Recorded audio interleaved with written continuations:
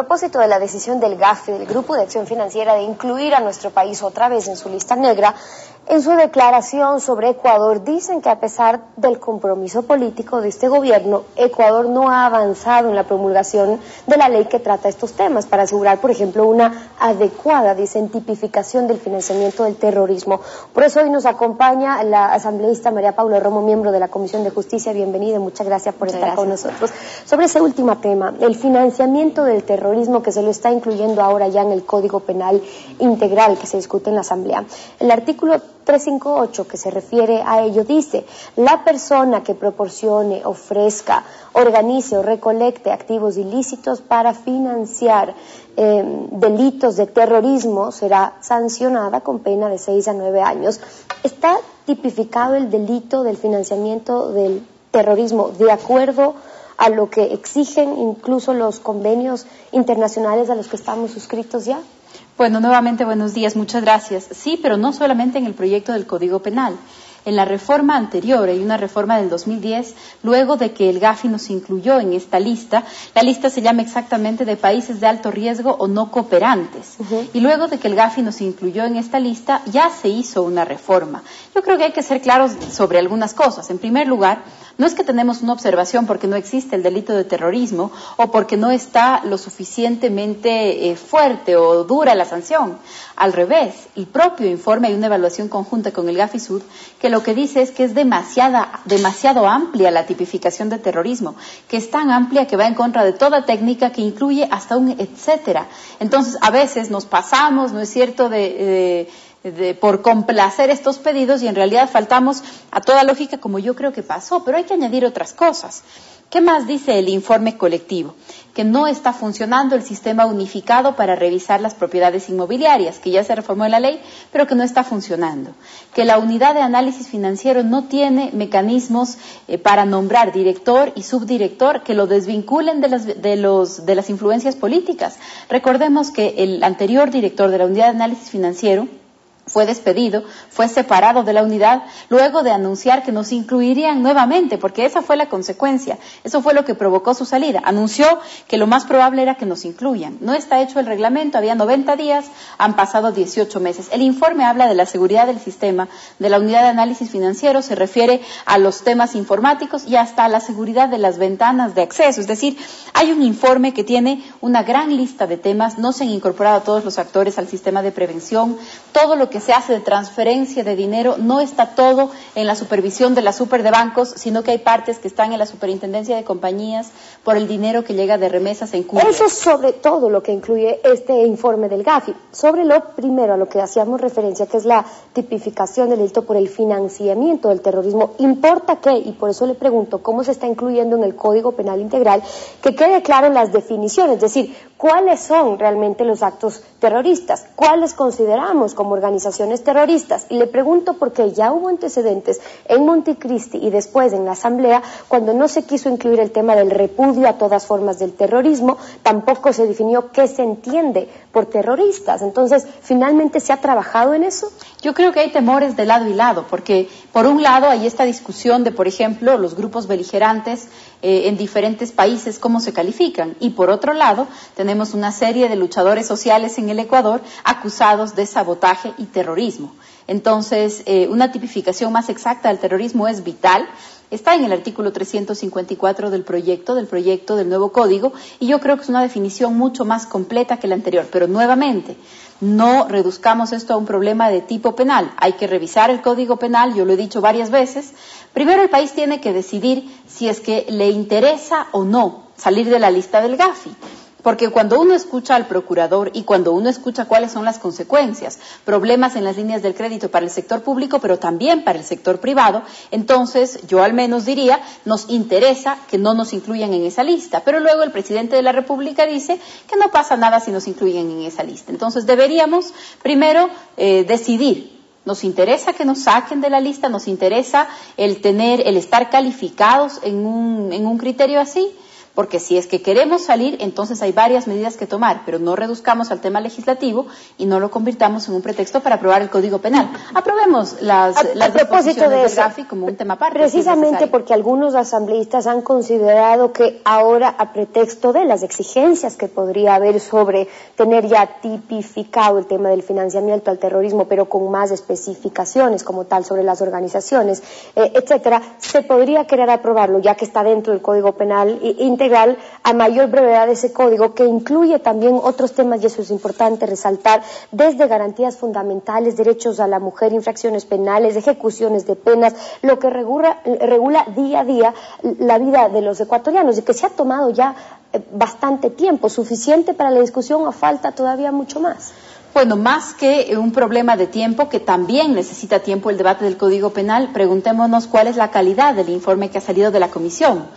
Yo lo he dicho, he elaborado un informe de minoría, me parece que hay muchos temas que se han corregido en el informe de la Comisión en relación al proyecto presentado por el presidente, pero todavía no creo que estemos frente a un Código Penal que nos dé todas las seguridades, porque el Código Penal debería cumplir dos objetivos: permitirnos enfrentar como país, como el Ecuador, que se enfrenta a un gran problema de violencia y de inseguridad, enfrentemos eso por un lado, y por otro, no dejarnos desprotegidos ni vulnerables frente a los abusos que se pueden recibir desde el Estado, la Fiscalía, el sistema judicial, que también es un tema de seguridad. Yo creo que el código, en los términos en los que hoy lo tenemos en el debate, todavía no está listo, tiene muchísimos problemas de forma, de fondo, de enfoque, de filosofía, y me parece que no nos va a ayudar ni a enfrentar el tema de la delincuencia, ni tampoco nos va a permitir vivir tranquilos a quienes no cometemos delitos, de no ser víctimas de ningún abuso del Estado del poder. Ahora, sobre lo que hacía referencia el procurador que estaba antes en nuestro programa,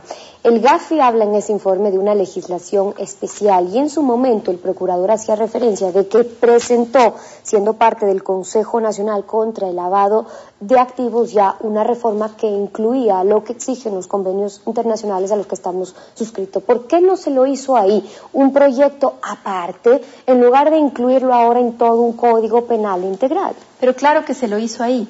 Se aprobó la reforma a la ley de lavado de activos y de financiamiento del terrorismo. Incluso se le cambió el título para que la ley abarque el tema del financiamiento del terrorismo.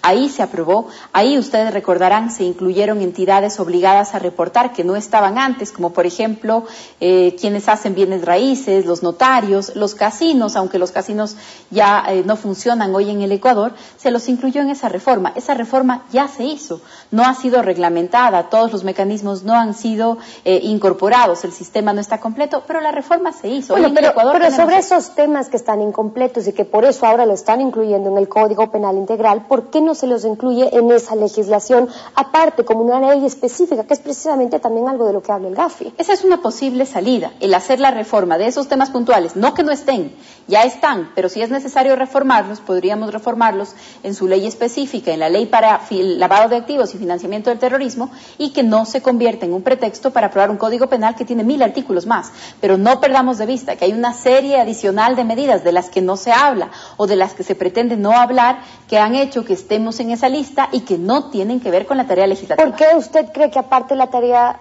legislativa importan mucho los temas de las relaciones que hemos tenido con Irán y con los bancos de Irán? Lo ha dicho hace unos minutos el entrevistador. El año pasado, hace 2 años, cuando fuimos incluidos en esta lista, ya el GAFI dijo, aquí uno de los temas medulares para la inclusión son sus negociaciones con el Banco de Irán. En este momento, el Ecuador ha firmado, el memorándum es del 13 de marzo del 2012, ¿sí? Este es un informe de una comisión de servicios a la República Islámica de Irán, es precisamente en la que se establece la línea de crédito de $400 millones para la compra de derivados de petróleo, y el día de ayer o hace un par de días han empezado ya las sanciones de la Unión Europea en relación a países que comercian derivados de petróleo o que tienen relaciones financieras con Irán. Entonces, todos estos temas tienen relación, debemos decidir si nos interesa o no salir de la lista y entonces tomar todas las medidas que nos permitan hacer eso, que no son solamente legislativas. Sí, es que hay un interés real. Ahora, asambleísta, y aprovechando su presencia en este espacio, usted era presidenta de la Comisión de Justicia también cuando se aprobó el Código Orgánico de la Función Judicial. ¿Usted está de acuerdo, asambleísta, de que en ese código se dé atribuciones al Consejo de la Judicatura para que apruebe un código de conducta para los abogados y que en ese código se estén estableciendo censura previa, que está prohibida en nuestra Constitución para los abogados, que les prohíbe, porque así lo dice, noticias o comentarios sobre toda causa judicial, a todos los abogados, hasta los que no sean parte de un juicio? Lo que está haciendo el Consejo de la Judicatura con ese reglamento es una abusiva interpretación de sus propias atribuciones. El Consejo de la Judicatura, para empezar, las sanciones tienen que estar en una ley y los motivos por los que a una persona le deben sancionar tienen que estar en una ley. ¿Qué dice esa ley?